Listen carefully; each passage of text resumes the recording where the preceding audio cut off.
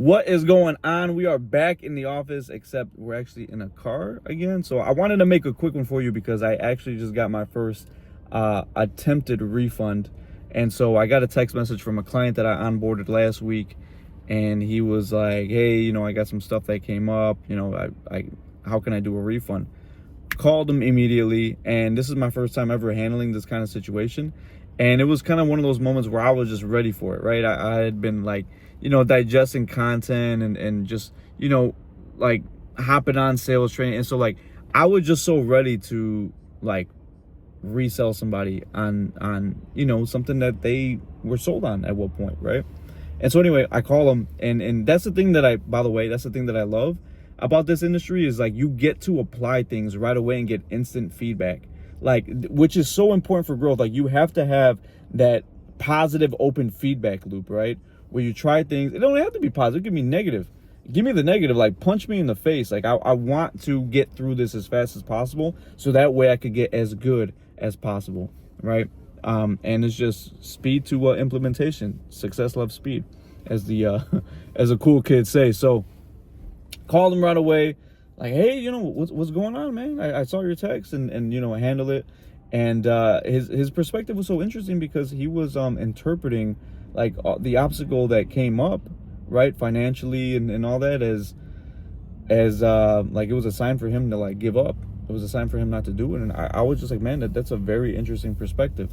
One of the bits that I definitely brought up was like, hey, have you ever heard the saying that, because he was a believer, but I said, have you ever heard the saying that God gives his toughest battles to his strongest soldiers? He said, yeah, I heard the saying. And so we went deep into that. It was just a lot of like, it ended up becoming a hour-long coaching session, which was really needed because like a lot of limiting beliefs came to the fore for him, right? He was just like, I'm getting older now. Like, I don't think I could tolerate this much risk, and by the way, like he was in his 40s, and I was just like, well, what would somebody that's like 70 years old though say to you, right? 80 years old. Like, would they say that you're young? Because he was saying that I was young. He's like, well, you're still young, so it's okay. And I'm like, well, what would somebody that could barely walk say to you because of their age? Would they say you're young? Like, yeah, you're right. I said, so it really just comes down to a matter of perspective, right? And so it was just a lot of that because, when we're faced with challenges, when we're faced with adversity, so many people just run right back. Like they don't run forward. And so life will either give you what you fight for or what you accept. So which one do you want? And so, I even brought up to him, I'm like, there's been times in the past where there were things that I claimed that I wanted and I didn't fight for them, and therefore I never got them, right? And so, like, man, how dedicated are you to your goals? Because we spent almost 2 hours talking about, your dreams and your goals and what you wanted to make happen. So like, and so, I also like, sometimes people need to be challenged as well. In fact, we respect people that challenge us because we kind of want that. We all want that deep down, because if somebody's willing to challenge us based off of something we claimed we wanted or like, that shows that person cares and they're willing to put the friendship at risk because of how much they care about you getting to where you claim you wanted to go. And so definitely brought that, I definitely brought that energy to the call because people need that. And, and so I was just like, man, what happened? Like how committed are you? On a scale from 1 to 10, like how resourceful do you feel like you could be in this moment to get what it is that you claimed you wanted? And so there was so many things like on that call. Like it was a whole hour of like just coaching session reframing. And, it's also like one thing I also brought up because he was actually at work and he was going to work the whole night. And here's the thing. At night, demons, whatever you want to call them, come up with more force, with more power, right? I don't even want to give them the word power, but they attack people with more force during the night. This is why at night, all the addictions, all the bad habits really come up, right? From like rather drug addictions, alcoholism, porn, whatever you want to call it. All those things come up, and that's when people start indulging. That's when people start feeling lonely, is at night. During the day, it's like we're good. right? We're busy, got things going on. It's a lot easier to get past like all the like the negative things during the day. At night is when it really sizzles.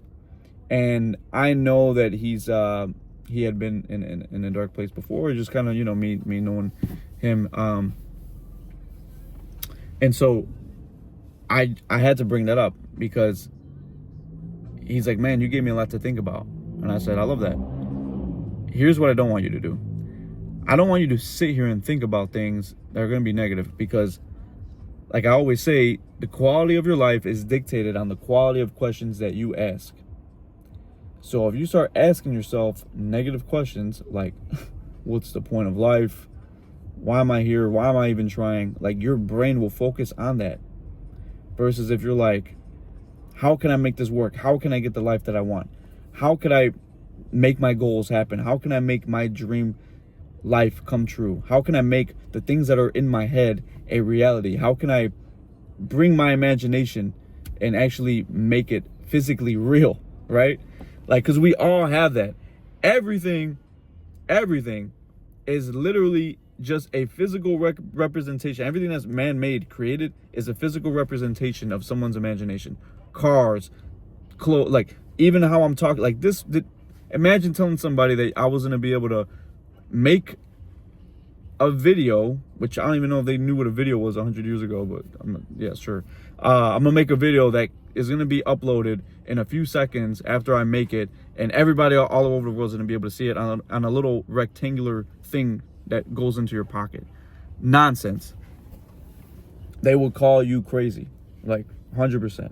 But this whole concept started in someone's brain. Somebody thought of it.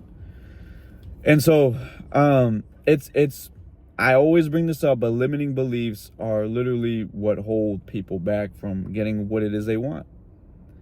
And so I brought it up. I'm like, man, like, you know, what happened to even, you know, the woman you said you wanted to attract in your life, right? You wanted to settle down and start a family now. And he's like, man, I got a lot of other stuff to figure out first. Here's a great thing, and this might even apply to you. So many men will sabotage a relationship when a woman actually really loves you for you, actually really wants you for you. So many men will sabotage that relationship because they don't feel that they're at a point in their life where they need to be, rather it's finances, whatever. And so what happened is he will unconsciously, because he feels undeserving of this woman, he will unconsciously ruin this relationship. Okay? Do things just to get her to leave. And then once they figure it out and they get their life in order, they get all their ducks in a row, now every girl they come across, now they have this whole like what's it called? Fear that women are just using them for their money. So you went from I can't date women because I'm not where I want to be financially to now, oh, I'm just going to get used. You see how it's like you put yourself in a position where you can't win because that's how strong your limiting beliefs are. You're unaccepting of blessings entering your life. And so I summed this point up to say that it might not even be a woman that you might be unaccepting of. It might be an opportunity. You might come across an opportunity, and because you don't feel worthy of it, you will reject it and say things like, this is not in God's will for me. How do you know that? How do you know that? God will literally send you blessings all the time. It's up to you to accept it or not. Literally. There's I believe there's a story, a parable about a guy that got deserted on an island. He deserted on an island. One boat comes, right? The boat comes to save him. Hey, we see you're deserted. We're here to save you. He goes, no, I trust in God, right? I believe God's going to save me. Don't worry about it. That boat sails off. Second boat comes, same thing. Hey, we're here to help, jump on. No, I believe in God. God's going to take care of me. Third boat comes, same thing. The guy ends up staying on the deserted island, dies of starvation, goes to God, and is like, I put my trust and faith in you, God. I pray to you all the time. Why didn't you save me? You know what God tells him? I sent you 3 boats. My question to you is, where in your life are you doing this? And the thing is, you might be doing it in all areas at the same time. Because guess what? If you feel unworthy of a beautiful woman entering your life, or if you're a woman, man, whatever, chances are you're going to feel undeserving if somebody tries to send you money, send you a lot of money, or even offer you an opportunity, right? You're going, no. You're going to look for reasons.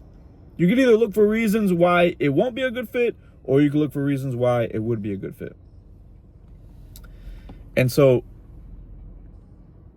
I went it off there. Needless to say, he did not refund. He did not refund. And I'm so glad that I called him in that moment, because he really needed that encouragement. And look, the fact that I got to keep the money is fine. Like, that's cool. I don't need it. But the fact that I called him and was able to handle that, like, because at the end of the day, and I said this before, part of the reason why I love what I do so much is because I'm able to impact somebody's life on a deep level. And that's really, really what I'm passionate about.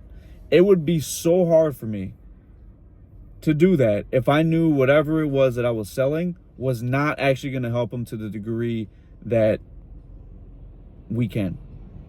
And we have a bunch of testimonials, which is the beautiful thing. I could get behind the message so much because I know the impact of it, right? And so aside from that, that's great and all. But the big thing is, where are we doing this? Where are we, asking ourselves the wrong questions, negative questions, instead of shifting our perspective and pivoting and looking things as to how we can make this work? Your brain is like a computer, right? You go on Google, whatever you search on Google, it'll give you. Brain's the same way. It'll figure it out for you. But if you're asking it bad questions, you're gonna have a pretty nasty search history, right? So take a moment to reflect. Also, it would be super helpful for me if you let me know what were some things that were insightful, helpful for you to apply in life, whether you're in sales or not. Because at the end of the day, it's like, we're in the business of getting better. That's the big thing. We're in the business of getting better. We're in the business of growing. And so I'll leave it with that. You guys have a wonderful day, night, whatever time you're watching this. And I'll see you in the next one.